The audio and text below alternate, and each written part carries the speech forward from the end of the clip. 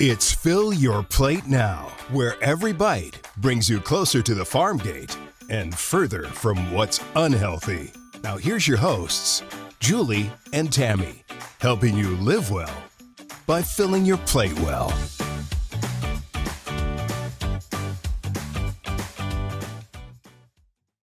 Hi, I'm Julie with Arizona Farm Bureau, and we're starting Fill Your Plate Now. And I'm Tammy with Arizona Milk Producers. Well, this is going to be exciting, and our first show is going to be about food safety. In fact, Tammy, a lot of what I like to think about is, it makes me think about how amazing this country is, this country that I love. And, you know, me growing up in agriculture, you're a dietitian. By the way, often I may be calling you the nutrition ninja. So I'm excited because we're told often by various sources that our food safety here in the United States is top-notch, first in class. Oh, absolutely. We have the safest food supply in the world. But you know, the interesting thing is that there's actually about 48 million cases of food poisoning still reported every year. And those are the ones that are reported. And you know who the biggest offenders are along the food chain from farm to table? Yeah, I'm very curious because that's a big number. Yeah, we are. Oh. Consumers. Because most food poisoning cases happen in the home. Wow. In fact, I know you have a story for me about a college friend. What happened? Oh, it was awful. A good friend of mine made himself a tuna fish sandwich, and this was back in college, and he ate about half of it, got busy with other stuff, let it set out 2 or 3 hours, and then ate the rest of it. And he paid for it the next day in a big way because he It's should not have funny, really, refrigerated it, but he didn't. And, you know, food safety is really important. I mean, all along the food chain.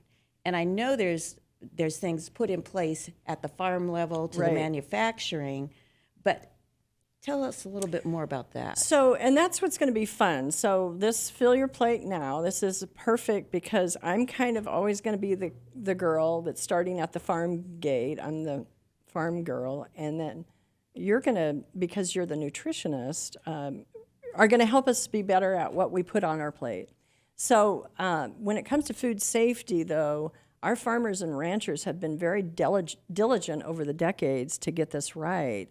And that's the exciting. In fact, I've got my notes here because it's coming from our experts. I want to make sure I have this correct. But some of the basic things that you and I can know that at the farm gate, where it starts, the food safety is really good. One of them is quality-based requirements and food safety-centric requirements. Also, shipper and company are identified. So when you pick up the package of, your 3 times washed spinach that's in a plastic bag, it's real easy for them to identify where that spinach came from, when it was harvested, when you and I as consumers should eat it. So they have committed themselves to kind of letting us know who the shipping company is, who the farmers are.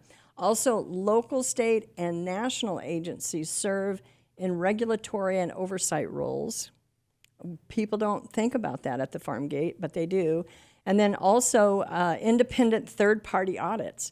And what I've been told by one of our farmers is that they'll have at least 1 or 2 scheduled audits, but then these third-party auditors will come up extemporaneously. They don't let you know. It's not scheduled. Mm-hmm. So they said the point with that and the importance of that is that they're coming onto the farm and they're testing the water, they're testing the soil, they're testing whatever it is you're growing. Auditing standards are regularly reviewed. And then here in Arizona and California, just because we grow so many leafy greens, most of our leafy greens are coming from California in the summer and certainly here in the winter. I call it the pendulum swing. Well, because we have so many leafy greens, they have put together what they call a leafy greens marketing agreement, and that whole agreement is to commit to always research, vet, and test for food safety requirements.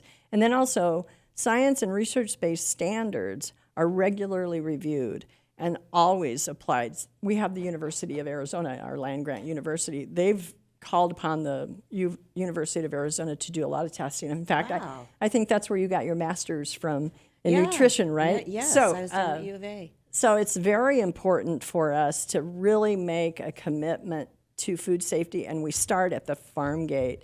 But we do have these outbreaks, you mentioned them, and it makes me feel like, okay, if most of them are coming from the kitchen, I want to hear from you what we need to do to make it right. Well, first of all, I think it's really interesting how much has been put in place with agriculture. And I don't know Right.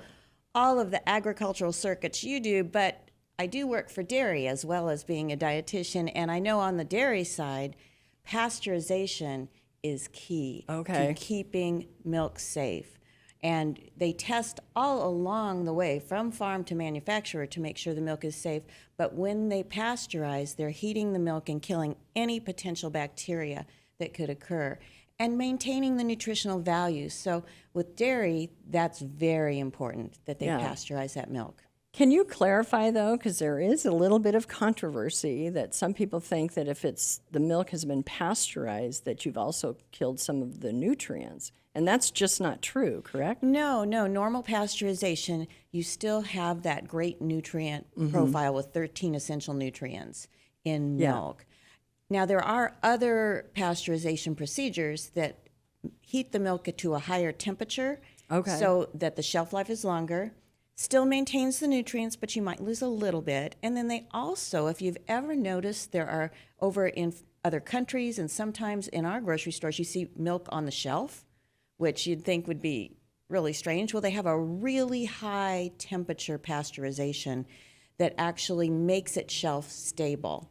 Okay, I didn't realize that. Yeah, so Is that exclusively then in Europe? no, it's done here as well with okay. some products, but Okay. primarily consumers in the U.S. prefer fresh refrigerated milk, so you don't see as much of that. But you do see some of the extended shelf life, and it's better for shipping. It helps the milk to last a little longer.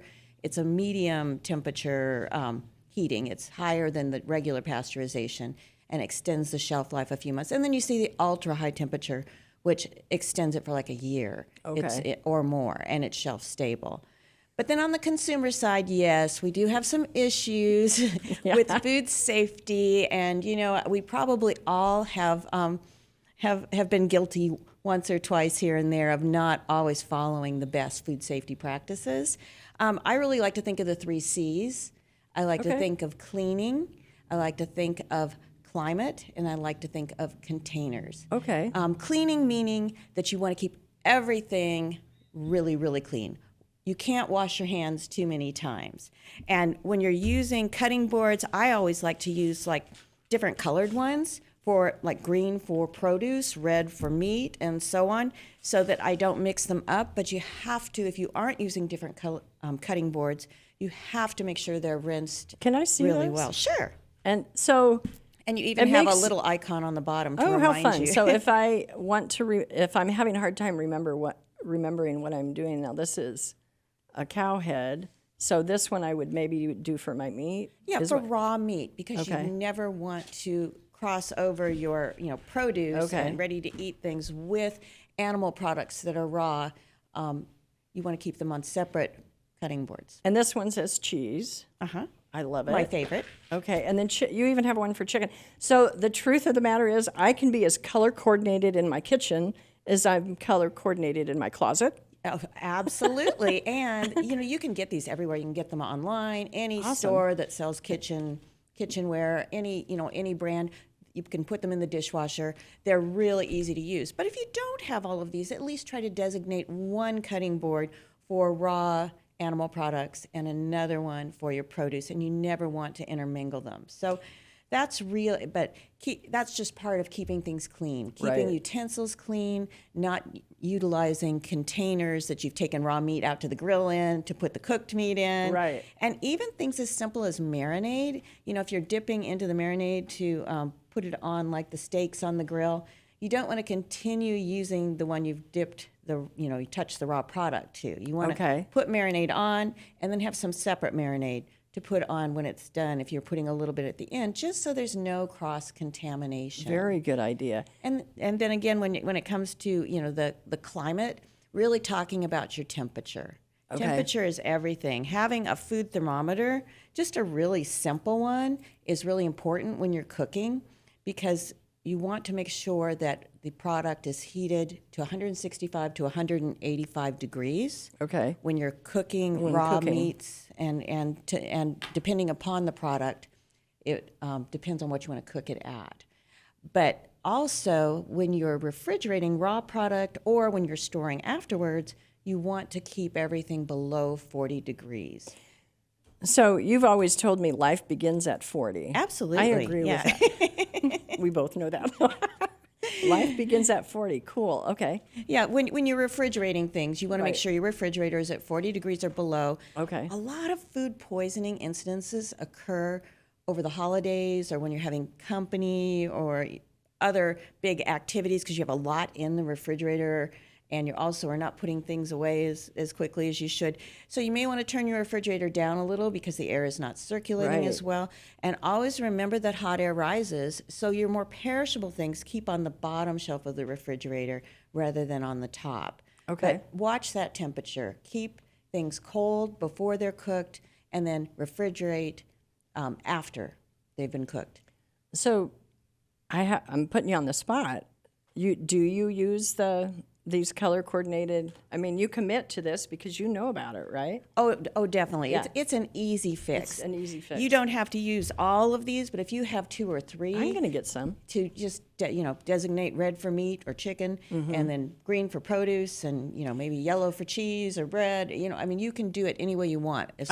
I do have 2 separate. One's always for my vegetables, one's for my meat. But I like this because I don't know. Well, like I said, I like being color coordinated in the kitchen. I'm already color coordinated in my closet with my fashion. So There you I go. love Well, that. and you can be a little bit lazy too. If Yeah. you're using the same cutting board, you really have to scrub it if you're doing raw meat and then you're going to produce. But if Right. you have this, it's okay, this is produce. So Wow. I'm good. And then the third C is really containers. Make sure you store things in shallow containers as soon as you can after you have served a meal or there's been an occasion where food's been out. Really, after about 2 hours, you want to put everything away in containers if you're going to utilize the leftovers. And in Arizona, where it gets a little warm, if it's over 90 degrees, you don't really want to leave anything out more than an hour. Okay. If it's around 90 degrees, never more than 60 minutes. If you can, yeah. If we and can. again, reheat when you have perishable products that like meats. Yeah. You want to make sure you reheat them before you eat them afterwards. Wow. Okay, so the 3 C's: clean all hands and surfaces, The climate. and the then containers. containers. I love that. Really, to me, it's creating a culture of food safety in the home. That's Right. true. Yeah, I mean, you can never start too young, particularly with kids. Mm-hmm. If you have young kids, it's important to teach them not only how to cook and how to be a part of that process, Right. but you wash your hands beforehand. You clean all of the surfaces around to make sure everything is set and no risk of contamination. And then, they can help with the cooking process depending on what age. And then help with putting things away, which is always a big thing for little Right. kids. It's hard to get them to put things away, but if you can have them put foods away in the refrigerator, help you put them into containers, keep the things that are more perishable, the meats and the things that could contain some kind of bacteria, separate from the produce, and teaching them that young, you Right. can never start too early. And you have 2 girls, and when they were little, you created this culture of, and they probably helped you in the kitchen a lot. Maybe one was more interested in it than others, but There's always one more interested and one less interested, but they really, kids like to help. yeah. And so that's a great way to teach them a few skills and let them help out and be a part of it. Well, what else? I, like we've said, and what we're telling our audiences, that we're going to be farm gate to plate. That's why it's Fill Your Plate Now. And we're really trying to help. I think we're doing this in the optimum time. I think more Americans now are becoming, and have been for quite some time, but really trying to do better at what they put in their bodies. And I think you and I, we're going to bring a lot of guests on and stuff. I think you and I helping with that from gate to plate will be something special. I think it's really important. I think it's important to know our food supply is so safe Right. at the farm level, and all of the precautions that are put in place between being at the farm to the manufacturing to the retailer where you purchase the groceries. And then we have the next step.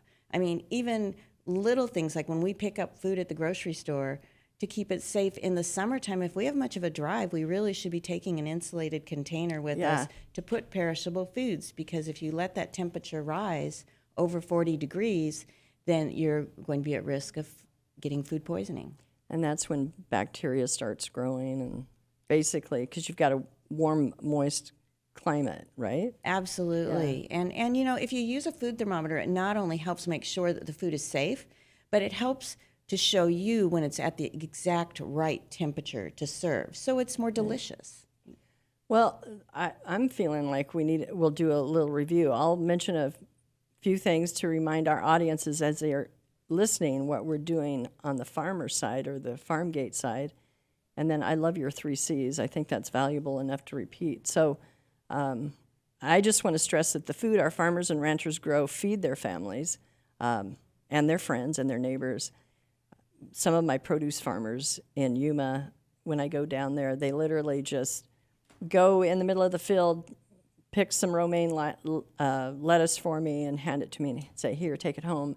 And then in the meantime, they're piling it in the back of their truck too. Obviously, they'll wash it. Their wife or It's amazing spouse how will wash it. much is grown Yeah. down in that area. Oh, it's amazing. It's so Especially beautiful. lettuce. Isn't it one Right. of the biggest? Yeah, so during the winter, Yuma is the winter lettuce bowl of the nation, but we're always thinking the United States. A lot of that lettuce that they're harvesting in Yuma is also going to Canada. So really, Oh, really? yeah, so really it's international. Wow. But that's one of the things that can bring people peace, and one of the reasons why I say it all the time is that you got to remember the food they're growing, they're feeding their own families. My produce farmers are going to cut some of those lettuce heads. They'll take it home. Another thing I like to always remember is they're motivated, obviously, to make sure that they get it right the first time.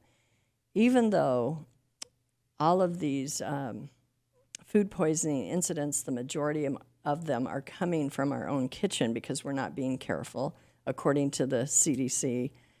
The fact of the matter is if there's an outbreak at the farm gate, which is very rare, it will be at a larger scale. So we want to, as farmers, be committed to making sure we do this right. And by the way, we'll connect and address some of the other food safety issues down the road with some of our other podcasts, and we'll bring some of the farmers on so that they can talk about it.